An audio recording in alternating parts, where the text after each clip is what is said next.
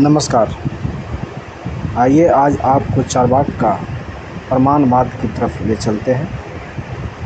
चार्वाक का दर्शन उनके प्रमाण विज्ञान पर आधारित है। यही चार्वाक दर्शन की दिशा निर्धारित करता है। ज्ञान के साधन की व्याख्या करना प्रमाण विज्ञान का एक मुख्य उद्देश्य है।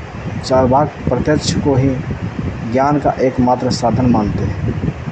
प्रत्यक्ष का अर्थ होता है जो आँखों के सामने है। प्रत्यक्ष को वह ज्ञान कहा गया है जो इंद्रियों से प्राप्त हो। हमारे पास 5 ज्ञान इंद्रियां हैं: आँख, कान, नाक, त्वचा और जीभ। इन 5 ज्ञान इंद्रियों से जो ज्ञान प्राप्त होता है उसे प्रत्यक्ष कहा जाता है। आँख से रूप का, कान से शब्द का, जीभ से स्वाद का, नाक से गंध का और त्वचा से स्पर्श का ज्ञान होता है। प्रत्यक्ष ज्ञान के लिए 3 बात को रहना आवश्यक है: इंद्रिय, पदार्थ और सन्निकर्ष। प्रत्यक्ष इंद्रियों के माध्यम से होता है। यदि हमारे पास आँख नहीं होता तो रूप का ज्ञान कैसे होगा? कान के अभाव में ध्वनि का ज्ञान असंभव है। इंद्रियों के साथ साथ पदार्थ का भी रहना आवश्यक है। यदि वस्तु नहीं हो तो ज्ञान किसका होगा? पदार्थ के साथ इंद्रियों के सन्निकर्ष का भी रहना आवश्यक है। इंद्रियों और पदार्थों के संयोग को सन्निकर्ष कहते हैं। स्वाद का ज्ञान तभी संभव है जब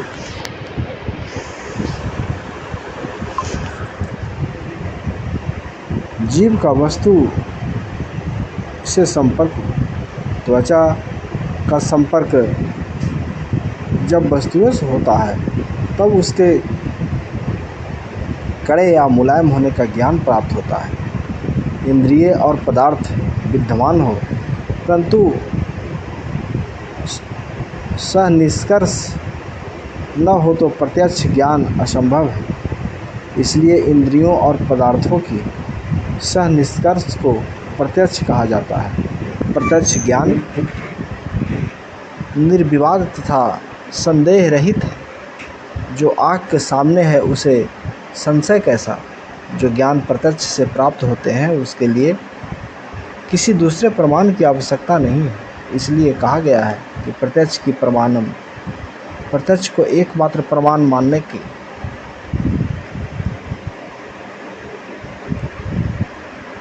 फलस्वरूप चार्वाक दर्शन में अन्य प्रमाणों का खंडन हुआ है। यह खंडन प्रत्यक्ष की महत्ता को बढ़ाने में सहायक है।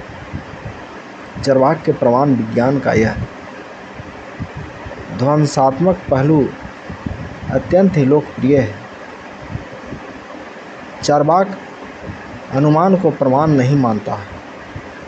यह जानने के पूर्व कि यहाँ अनुमान को कैसे प्रमाणित सिद्ध किया जाता है यह जानना आवश्यक है कि अनुमान क्या है। अनुमान शब्द 2 शब्दों के मेल से बना है। वे 2 शब्द हैं अनु और मान। अनु का अर्थ पश्चात और मान का अर्थ ज्ञान होता है। अतः बाद में प्राप्त ज्ञान को अनुमान कहा जाता है। अनुमान में प्रत्यक्ष के आधार पर अप्रत्यक्ष का ज्ञान होता है। आकाश में बादल को देखकर वर्षा होने की अनुमान किया जाता है।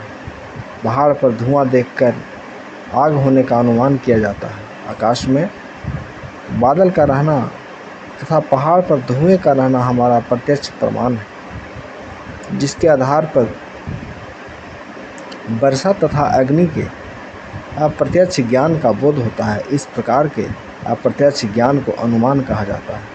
चार्वाक अनुमान के विरुद्ध आपत्तियां उपस्थित करता है, जिसमें निम्नलिखित मुख्य है।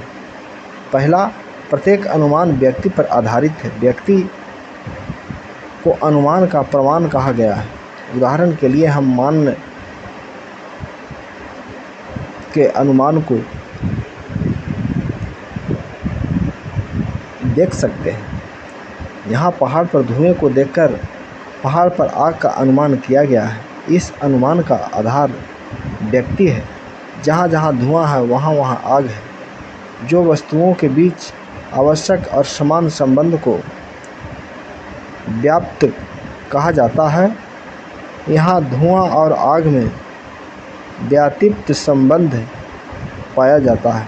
चार्वाक का कहना है कि अनुमान को संशय रहित तभी माना जा सकता है जब व्याप्ति वाक्य संदेह रहित हो। अनुमान की वास्तविकता व्याप्ति वाक्य की वास्तविकता पर अवलंबित है। यही व्याप्ति वाक्य अवास्तविक हो तो अनुमान को भी निश्चित ही अवास्तविक कहा जाए। समान रूप से लोकायुक्ति अनुमान की प्रक्रिया का विरोध नहीं कर सकते थे, बल्कि उसका विरोध एक खास दृष्टिकोण के प्रति था, जिसमें अनुमान द्वारा ईश्वरीय आत्मा और परलोक की सत्यता प्रमाणित करने की कोशिश थी। उन्होंने इंद्रिय ज्ञान के अलावा किसी अन्य ज्ञान स्रोत को नहीं माना, इसलिए उन्होंने उनकी ठोस वस्तुओं को सत्य माना, जिसका ज्ञान इंद्रियों के माध्यम से हो सकता है। परंतु यहाँ चार्वाक को अनावश्यक बहस में फंसाकर एक तरफ बैठाकर निहत्था करके उसके दर्शन को नकारने का प्रयास किया जा रहा है। फालतू विषय जैसे कभी न हल होने वाला सवाल मुर्गी पहले या अंडा पहले वाली बहस में डालना, जबकि अनुमान की अप्रामाणिकता का कारण यह माना जा सकता है कि हमारे सभी अनुमान यथार्थ नहीं निकलते। जब हम व्यवहारिक जीवन में अपने विभिन्न अनुमानों का मूल्यांकन करते हैं तो हम पाते हैं कि अनेक अनुमान गलत हो सकते हैं। अतः निश्चित ज्ञान देना अनुमान का आवश्यक गुण है। चार्वाक शब्द का ज्ञान का साधन नहीं मानते। शब्द हमें अयार्थ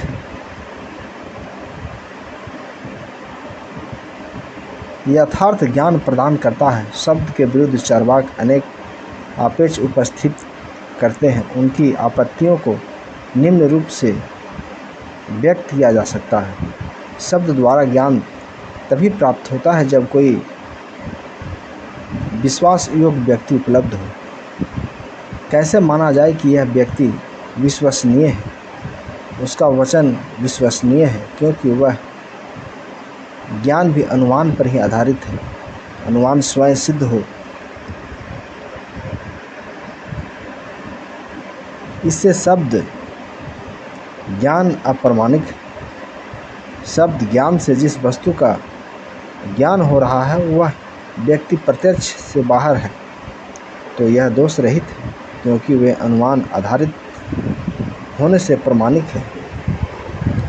शब्द ज्ञान सत्य ही हो ऐसा नहीं है। शब्द सत्य और असत्य दोनों प्रकार का ज्ञान देते हैं। प्रत्यक्ष पर आधारित सत्य ज्ञान का मिलना जो आकस्मिक घटना है।